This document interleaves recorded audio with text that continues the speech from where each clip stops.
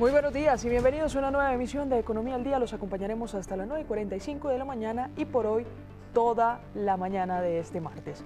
Vamos a empezar con nuestros datos principales. La temporada de la NBA se consolida como una de las competencias más rentables del planeta, con unos ingresos anuales que ya superan los 12.000 millones de dólares, impulsados por los derechos televisivos, el patrocinio, las entradas, el merchandising y el negocio internacional.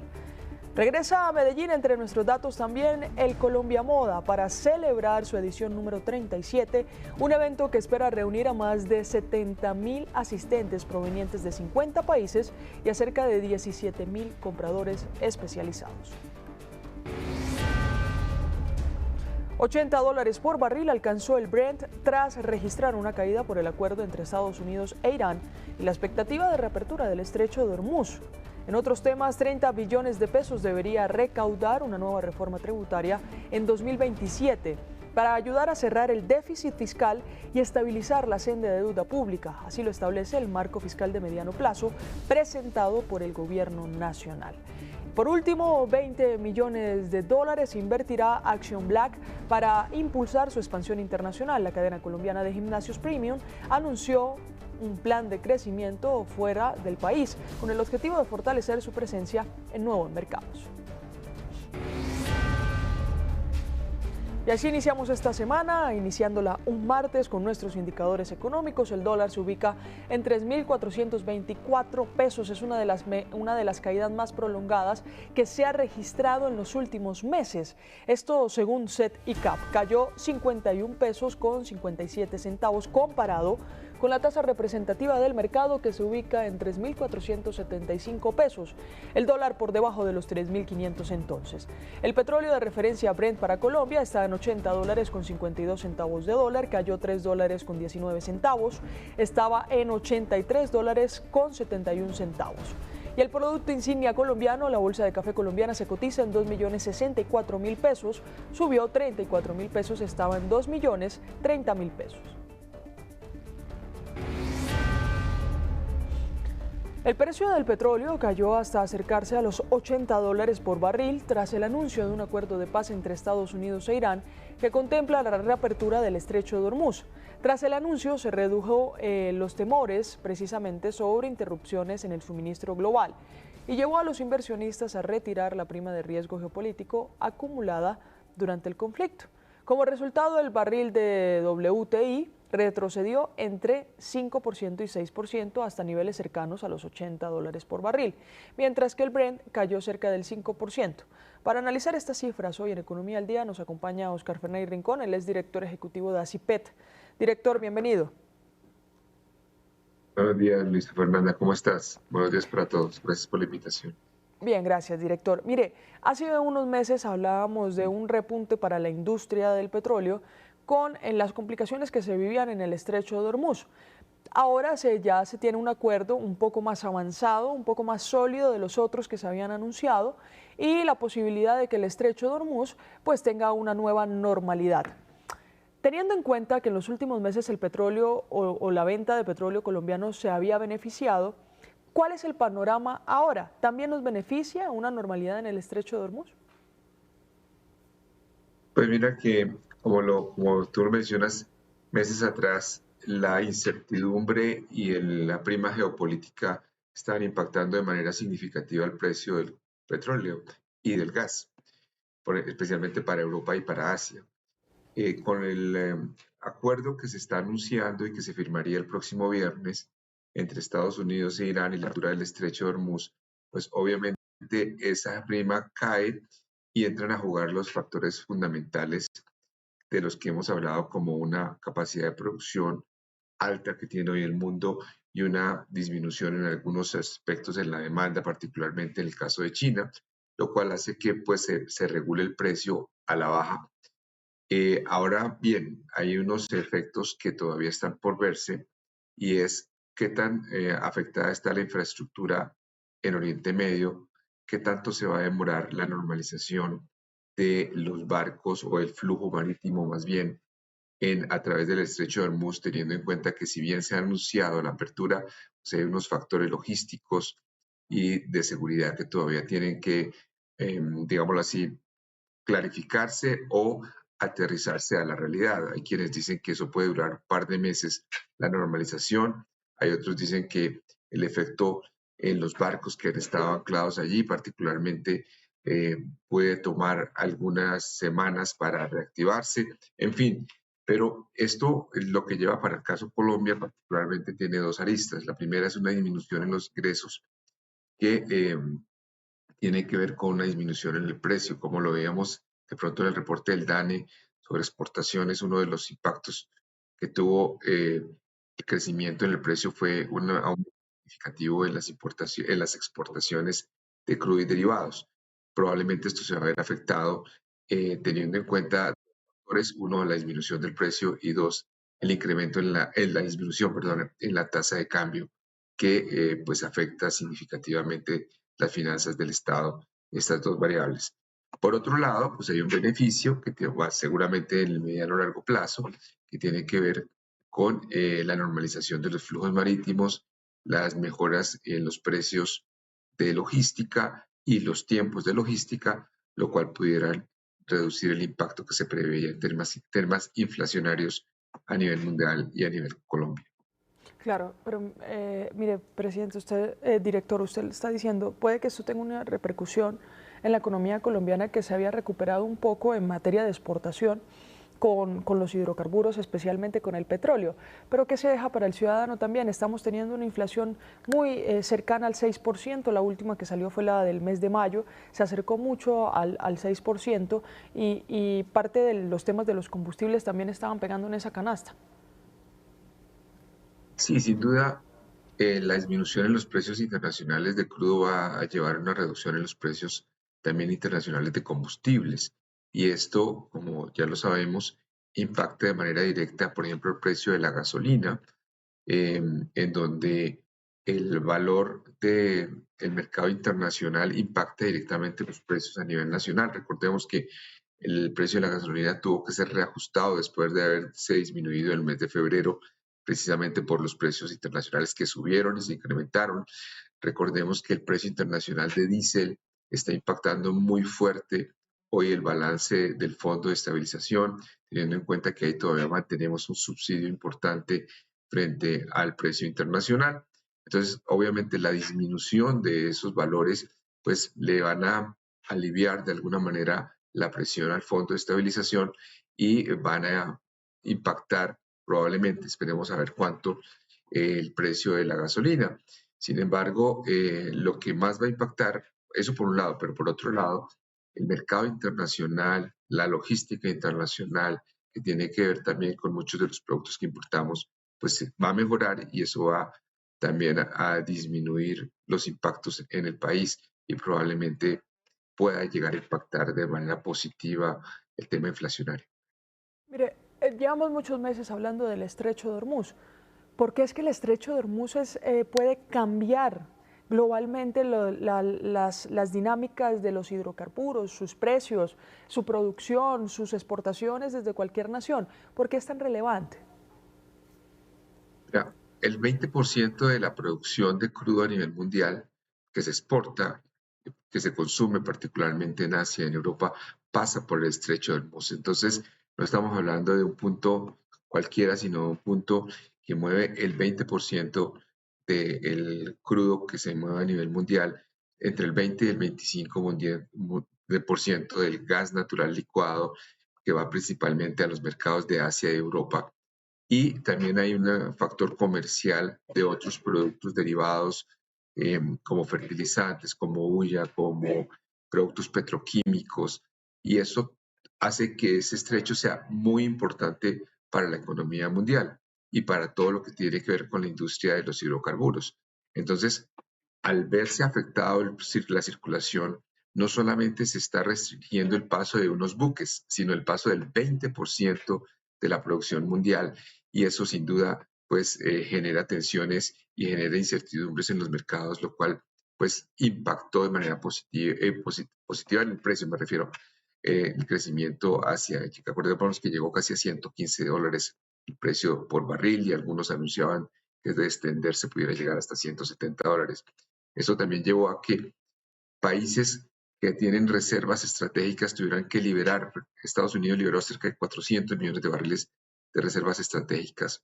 Y estos son productos que tienen acumulados que van liberando para precisamente momentos como este, que no se impacte tanto el precio. Entonces, el estrecho de Hormuz tiene un factor no solamente comercial, sino de producción. A su alrededor están los grandes países, Arabia, Irak, Irán, los Emiratos Árabes, que son jugadores muy grandes a nivel mundial, no solamente sino en gas y derivados.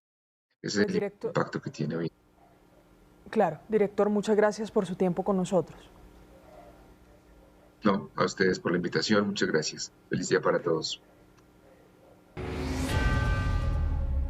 Son las 9:10 de la mañana, más de 10 millones de trabajadores en Colombia están a la espera del pago de la prima de servicios, una prestación que deberá ser consignada a más tardar el 30 de junio. Según datos de Asofondos, se espera un desembolso global de 17,1 billones de pesos. Recordemos que la prima aplica para los trabajadores con contrato laboral, mientras que los contratistas por prestación de servicios e independientes no tienen derecho a este pago. Para ampliar este tema nos acompaña el exministro de Trabajo, Ángel Custodio Cabrera. Señor exministro, bienvenido. Luisa, un cordial saludo y saludamos a todas las personas que nos acompañan a esta hora. Exministro, bueno, ya hablábamos de 10 millones de personas que son las que pueden aplicar a este beneficio, pero le quisiera preguntar por el momento en el que está este junio particularmente, y es mundial, elecciones, temporada vacacional. ¿Cómo llega el tema de la prima durante un junio tan particular como este?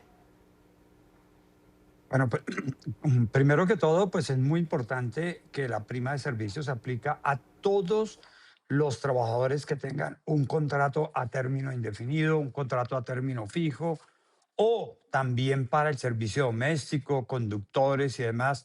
En general, todos los que tengan un contrato de trabajo o un contrato verbal.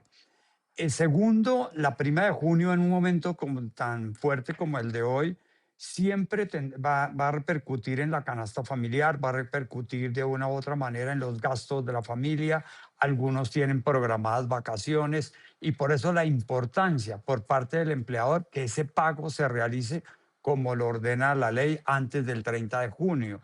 Y recordemos que la prima de servicios son 30 días al año, se pagan 15 días en junio y 15 días en diciembre. También los trabajadores que digamos que tienen una vinculación con el Estado colombiano, uno como funcionario público, servidor público, otro como trabajador oficial. El trabajador oficial aplica igual que el Código Sustantivo del Trabajo, o sea, los 30 días. En los trabajadores públicos depende muchísimo, se le paga en diciembre una parte y también en junio, pero también de acuerdo si existen convenciones colectivas en las cuales la prima puede ser totalmente diferente o mucho mayor. En general es un ingreso, una prestación social y los trabajadores la esperan muy ansiosos y generalmente el consumo en este mes se va a disparar muy fuertemente. Claro, claro, y eso ayuda también a la economía. Exministro, mire, le hago una pregunta. Hay algunas empresas que dan incluso extra prima. ¿Eso está contado dentro de estos 17 billones de pesos? En algunos casos no, pero digamos, repito, cuando hay convenciones colectivas en las cuales se paga mucho más, lo deben cumplir y efectivamente la mayoría de empleadores ya lo tienen muy bien calculado y de esa manera esto repercute dentro de estos valores. Yo creería que dentro de estos 17 billones de pesos, muchos de esos temas convencionales no están incluidos por lo que no se calcula dentro de digamos, lo normal dentro de un contrato de trabajo. Claro, mire, estamos en un escenario laboral, exministro, que trae varios beneficios para los trabajadores. Le hablo primero de la prima, de la extraprima que pueden recibir cientos de esos trabajadores, pero también déjeme preguntarle, porque yo sé que usted ha sido muy crítico a la reforma laboral que ya está aplicando, sobre, aunque bueno, este capítulo particular del que le voy a preguntar ya viene sonando incluso desde hace varios años. La reducción de la semana laboral, una nueva hora se reduce desde julio. ¿Cómo está el panorama o el mercado laboral hoy en el país con este tipo de beneficios? No, yo creo que la jornada laboral, primero que todo, como ministro yo firmé la ley 2101 del 2021, iniciativa del expresidente Álvaro Uribe Vélez. Luego este gobierno incluyó esos artículos de la ley 2101 en la reforma laboral. Los empleadores desde el año, repito, desde el año 21, o sea, prácticamente ya lo han calculado, ya lo han incorporado y de esa manera prácticamente ya se establece que a partir de este mes los costos laborales incrementan y de alguna manera la mayoría lo han calculado.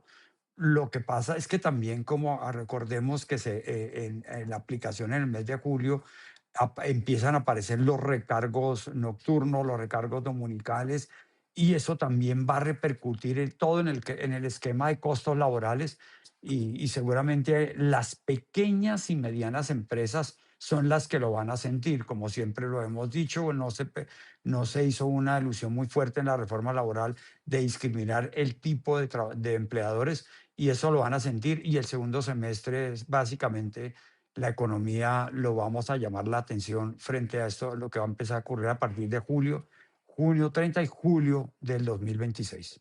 Claro, mire, ministro, también de forma pedagógica, desde julio ya serán 42 horas de semana en medio de la semana laboral, eso es lo que contempla. ¿Cómo tendrán que ponerse de acuerdo empleadores y empleados para hacer cumplimiento de estas horas dentro de la semana laboral y de los otros aspectos que usted estaba mencionando, como el recargo, que también aumenta creo que al 90%, si no me equivoco, el recargo dominical? Sí, en primer lugar, hoy, cuando los trabajadores, digamos, al disminuirla, acuérdense que en el Código Sustantivo del Trabajo, usted debe trabajar las 42 horas, pero muchas veces usted puede ponerse de acuerdo, empleador y trabajador, cómo las puede trabajar. Y en ese sentido, cuando hay acuerdo y demás, los recargos se deben tener muy en cuenta, sobre todo el recargo nocturno. No, acuérdese que ahora superó, ahora es a partir de las 6 de la tarde, no como anteriormente era a partir de las 7 de la noche, y igual los recargos dominicales.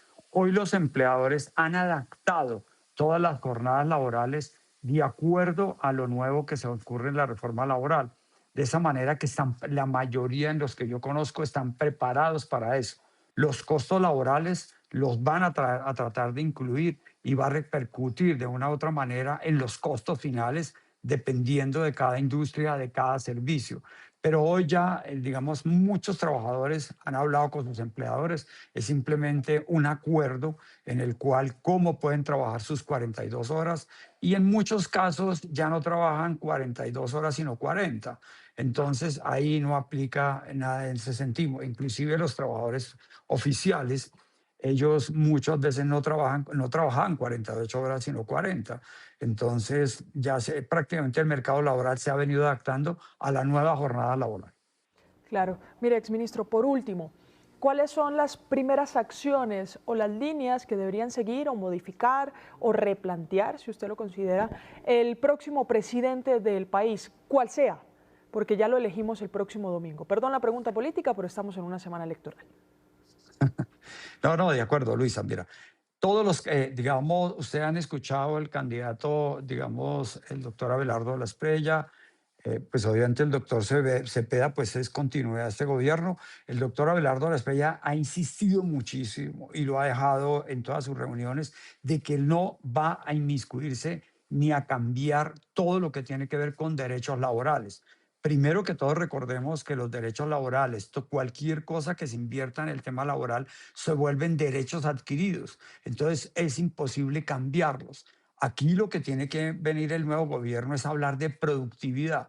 Productividad es educación y formación para el trabajo, significa adaptar a nuevas circunstancias, incluir nuevas tecnologías, preparar su personal y ahí es la clave en la cual el SENA va a tener un impacto muy grande para la educación y formación de nuevos trabajadores. Entonces yo creo que ya, repito, los cambios laborales difícilmente cualquier gobierno que sea los va a cambiar. Ok, pues muchas gracias, exministro, por su tiempo con nosotros y a los trabajadores que nos están viendo en este momento, en la próxima semana o 2 semanas, cuando su empresa lo considere, a disfrutar consciente y responsablemente, además que con una buena inversión, esa prima que le va a llegar. Para los que tienen primas o prima extra, pues también hacerlo de una manera muy responsable. Gracias, doctor Custodio. Gracias, Fernando. Cordial salud para todos. El anuncio del presidente Gustavo Petro de liquidar a la empresa comercializadora de energía Aire ha generado numerosas reacciones de sectores económicos, quienes advierten que el cierre de esta compañía podría llegar a ocasionar que miles de hogares e industria se queden sin este servicio. María Fernanda Tarazona, ¿qué detalles tiene sobre este anuncio que todavía no es una decisión? El presidente Gustavo Petro ordenó a través de su cuenta en la red social X liquidar la empresa Aire después de 2 años de intervención por parte de la Superintendencia de Servicios Públicos. Actualmente esta empresa opera como comercializadora de energía en los departamentos de Atlántico, La Guajira y Magdalena. Lo que dijo el mandatario es que la decisión es liquidar Aire para lograr que sus activos configuren una empresa común con otra empresa pública caribeña, refiriéndose a GESELCA. Varias son las reacciones que han surgido a propósito de este requerimiento del presidente Gustavo Petro. Una de ellas es de ANDEG, el gremio que representa a las térmicas. Lo que dice es que es una decisión irresponsable y que podría dejar sin luz a más de 1,3 millones de hogares. Es un acto irresponsable e ilegal. Lo primero que hay que decir es que es irresponsable por varias razones. La Superintendencia de Servicios Públicos, al momento de iniciar el acto de liquidación de la compañía Aire, no puede continuar esa compañía ni prestando el servicio, ni comprando energía, ni vendiendo la energía a los usuarios, ni facturando. Entonces estamos condenando, o estaría el gobierno condenando a 3 departamentos a estar apagados automáticamente al momento de la liquidación. Para que eso no suceda, lo segundo que tendría que darse es que tiene que haber alguien que asuma la responsabilidad de seguir prestando el servicio. Al momento de hoy el gobierno no ha hecho ninguna gestión para buscar un operador que tenga las características, la idoneidad suficiente para prestar el servicio a estos 3 departamentos que representan 1,3 millones de hogares. Entonces, al no tener un operador y suponer, por ejemplo, que alguna de las empresas de la nación pueda asumirla, pues ninguna de ellas tiene la capacidad de hacerlo. Las empresas distribuidoras de la nación, del Estado, son pequeñas, no tienen el músculo financiero para asumir una compañía que hoy en día está perdiendo entre 150.000 y 200.000 millones de pesos mensuales.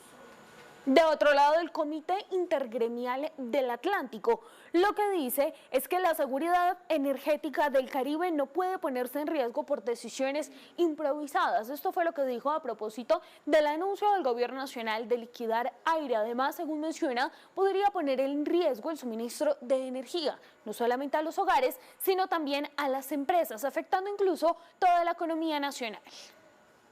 La energía del Caribe y la seguridad energética del país no pueden ponerse en riesgo por unas decisiones improvisadas e irresponsables que además carecen de sustento jurídico. Desde la veeduría ciudadana que hacemos a la intervención de Aire, expresamos nuestra profunda preocupación por el anuncio del presidente Gustavo Petro sobre una eventual liquidación de la empresa. No es viable liquidar a Aire sin contar previamente con un operador de reemplazo que hoy no existe, sin resolver las deudas acumuladas durante la intervención que ya suman más de 2,5 billones de pesos y sin una ruta jurídica clara que hoy no la hay. Este es un anuncio que genera más incertidumbre que soluciones. Y más preocupante aún es que este anuncio se produzca en un momento en el que el país enfrenta crecientes desafíos en materia de seguridad energética. Viene un fenómeno del Niño que aumentará la presión sobre el sistema eléctrico nacional, por lo que hoy se requiere estabilidad, confianza e inversión, no más incertidumbre. También advertimos que por propuestas como la de trasladar esta situación a GESELCA representan serios inconvenientes tanto financieros, jurídicos como logísticos. Y es que tras 2 años de intervención por parte de la Superintendencia de Servicios Públicos a Aire, la comercializadora de energía de la costa caribe de Colombia, no solamente serían los hogares los que sintieran las primeras afectaciones, sino también esas empresas, esas generadoras a las que hoy se les debe más de 2,5 billones de pesos y que hoy están operando a punta de deuda. Pues Mafe, muchas gracias. Para seguir analizando el impacto que traería la liquidación, perdón, de aire, nos conectamos con Amílcar Acosta, exministro de Minas y Energía. Doctor Acosta, bienvenido. Luisa, ¿cómo estás? Mire, yo voy a empezar por el tema de la deuda. ¿Por qué? Y le voy a hacer una comparación. En el sector salud, de las 29 EPS que llegamos a tener en algún momento, se liquidaron la gran mayoría. Y dejan también unas deudas inmesurables, es decir, no se sabe dónde va a salir esa plata para pagarle al sistema de salud, que hoy hace parte de esa presión que tiene el sistema de salud. Teniendo en cuenta esta comparación, voy al caso de aire. Si se liquida aire, lo decía mi compañera María Fernanda Tarazona, más de 2.3 billones de pesos se le deben hoy a comercializadores, generadores, todo el sector privado de generación de energía, que además tiene bajo presión un fenómeno del Niño y unas complicaciones para generar más allá de la demanda que hoy está teniendo el país. La liquidación de aire en el panorama financiero exclusivamente, luego vamos al operativo, ¿le ayuda o no le ayuda al sector? Hay que recordar, Luisa, que cuando Aire fue intervenida por parte de la Superintendencia de Servicios Públicos fue porque no tenía solvencia, no tenía liquidez y no tenía caja. La obligación de la superintendencia entonces era solventar esta empresa y para ello el vehículo con que cuenta la superintendencia es el fondo empresarial. Y resulta, según declaraciones de uno de los 3 superintendentes que han pasado por allí, este fondo está insolvente, está ilíquido y por lo tanto no tuvo cómo trasladarle, inyectarle recursos a Aire. ¿Qué sucede? Cuando Aire es intervenida, en ese momento la deuda de Aire era de 500.000 millones de pesos, medio billón. La intervención tiene un efecto suspensivo, o sea, Aire dejó de honrar su deuda. Si ahora se llegara a ordenar la liquidación tiene también un efecto suspensivo sobre las obligaciones que ahora son 5 veces mayor que cuando fue intervenida. Estamos hablando de 2.5 billones de pesos que le adeudan especialmente a las empresas generadoras. Y de no cumplirse con estos pagos, se podría materializar lo que han advertido los organismos de control, Procuraduría y Contraloría General de la República, que se puede dar un apagón financiero, puesto que las empresas generadoras, que son sus acreedoras, también tienen sus proveedores, especialmente los que les suministran el gas, combustible, que deben cancelar en efectivo o recurrir a créditos bancarios cuya garantía debería ser la venta de su energía. Y en este momento, lógicamente, esa garantía no la pueden ofrecer las empresas. De manera que esto podría provocar, repito, un apagón financiero que podría dar lugar a un efecto dominó que comprometería no solamente la prestación del servicio en la región Caribe, sino en todo el país. Claro, mire, pero esto sobre el sector financiero o sobre el aspecto financiero, hablemos del operativo. Creo yo que en el panorama operativo, Aire entrega energía a 3 departamentos de la costa caribe colombiana. ¿Quién sería a cargo de eso? Son 1.3 millones de usuarios a los que atiende la empresa Aire en estos 3 departamentos. Lo que plantea el presidente es que esta función, esta operación, la suma GESELCA. GESELCA es una empresa que, por sus estatutos que la crearon, es una empresa generadora y comercializadora, pero que no está habilitada para operar la red, es decir, para prestar el servicio de energía a los usuarios. De otra parte, si GESELCA llegara a asumir la competencia y la función de Aire, también tendría que asumir sus obligaciones. Y esto sería tanto para Corelca como sacrificar el pollito sano para hacerle el caldo al pollito enfermo, tratando de salvar al enfermo, termina matando al pollito bueno. Es decir, se complica mucho más la cosa si la liquidan a que la saquen adelante. Pero la pregunta aquí es, doctora Amílcar, ¿se puede sacar adelante Aire? Aire se puede sacar adelante, desde luego, pero cuando el presidente de la República anuncia a 8 días de las elecciones, con lo cual esta decisión o este anuncio tiene un tufillo electoral, está reconociendo el fracaso de la intervención. Porque, y no es para menos, porque Aire no está hoy mejor que cuando estuvo peor. Pues mire, doctora Amílcar, muchas gracias por su tiempo con nosotros. Yo le quiero hacer o le quiero preguntar por una última reflexión, y es si los procesos de liquidación en el país, tanto para el sector energético o este tema de los servicios como para otros, deberían o no cambiar, porque no ha dado ningún tipo de resultado. Es que la liquidación, es bueno que lo tengan claro los televidentes, no es un decreto, no se decreta una liquidación. La liquidación, además, la ordena, porque es la competente, la Superintendencia de Servicios Públicos. Pero liquidar una empresa, esta o cualquier otra, no es como soplar y hacer botellas. Para darle un solo ejemplo, Luisa, hace más de 5 años, la Superintendencia de Servicios Públicos ordenó la liquidación de la empresa Electricaribe. Y tú puedes creer que Electricaribe en liquidación todavía está viva, está en la Superintendencia de Servicios Públicos y tiene gerente y tiene administración, incurre en gastos. Esto es como el título de esa obra de que habla de la agonía del difunto. Eso es lo que tenemos hoy de Electricaribe.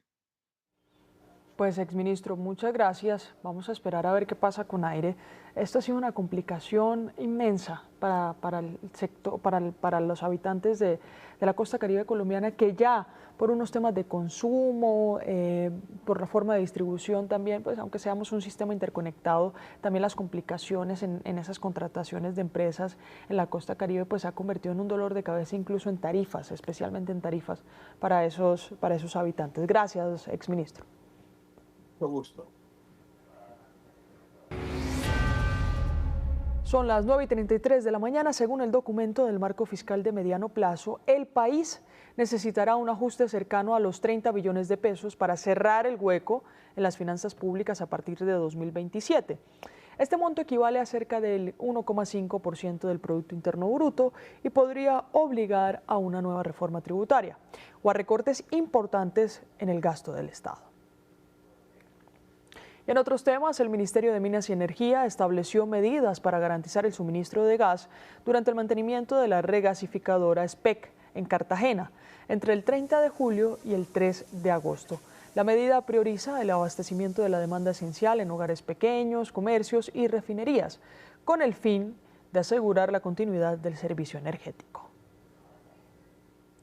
Y el IDEAN advierte que el fenómeno del Niño comenzará a sentirse con más fuerza entre finales de 2026 y los primeros meses de 2027, generando un ambiente más seco y caluroso en gran parte del país.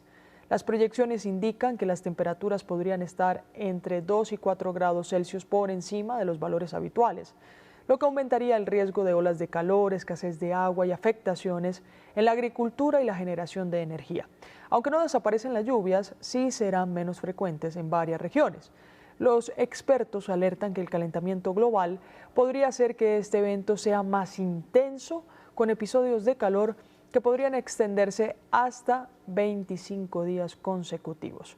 Ante la llegada del Niño, el gobierno puso en marcha un plan preventivo para fortalecer la seguridad en el suministro de energía y gas del país. Como parte de esta estrategia, el Ministerio de Minas y Energía preparó 2 medidas clave: la creación de un comité especial para coordinar y supervisar las acciones del sector y la implementación de mecanismos extraordinarios que garanticen el abastecimiento de gas durante el mantenimiento de la planta de regasificación de Cartagena, claro, de la que ya habíamos hablado. El plan ya acumula 36 sesiones de seguimiento y 53 acciones preventivas, mientras que también contempla incentivos para los hogares que reduzcan su consumo de energía y posibles cobros más altos para quienes exceden los niveles recomendados. El futuro del Fondo Nacional del Café sigue en discusión. El Gobierno y la Federación Nacional de Cafeteros avanzan en las negociaciones para definir la prórroga del contrato de administración que vence el próximo 7 de julio. Tras una reunión entre los Ministerios de Hacienda y Agricultura y la Federación de Cafeteros, se acordó que hoy el gremio presentará una nueva propuesta de contrato con el objetivo de avanzar hacia un acuerdo definitivo.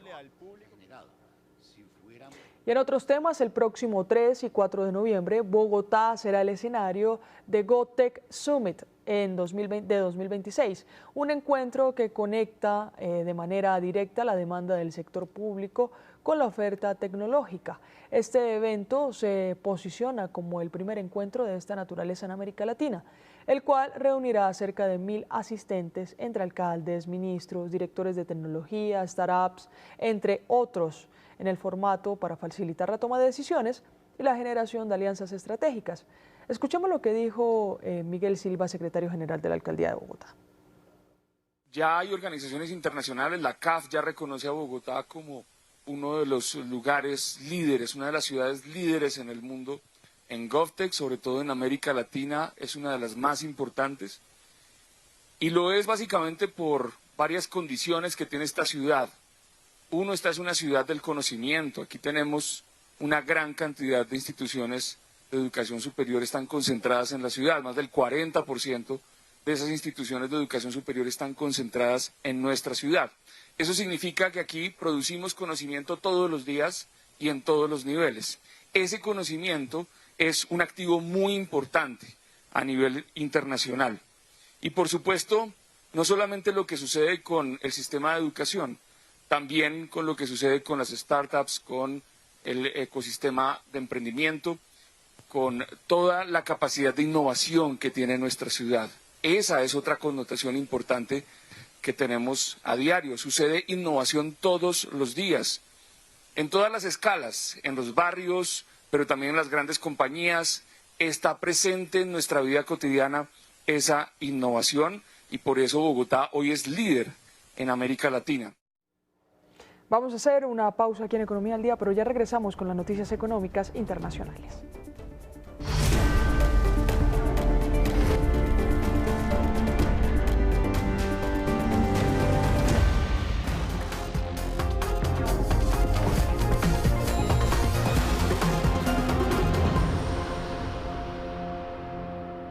Muy bien, son las 9:41 de la mañana. Gracias por continuar con nosotros. El Departamento de Justicia de Estados Unidos aprobó la compra de Warner Bros. Por parte de Paramount Skydance con una cifra cercana de los 110.000 millones de dólares. Esto tras concluir que la operación no afectará a la competencia ni a los consumidores. Sin embargo, la autoridad federal dio luz verde sin exigir cambios. La fusión aún enfrenta revisiones regulatorias en otros países y posibles demandas de algunos estados de Estados Unidos para intentar bloquearla.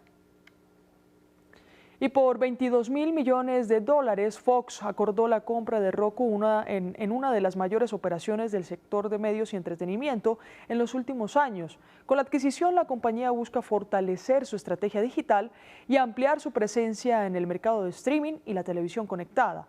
Roku cuenta con millones de usuarios activos y una sólida plataforma de distribución de contenidos, lo que permitirá a Fox competir con mayor fuerza en un entorno cada vez más dominado por el consumo digital y la publicidad en línea.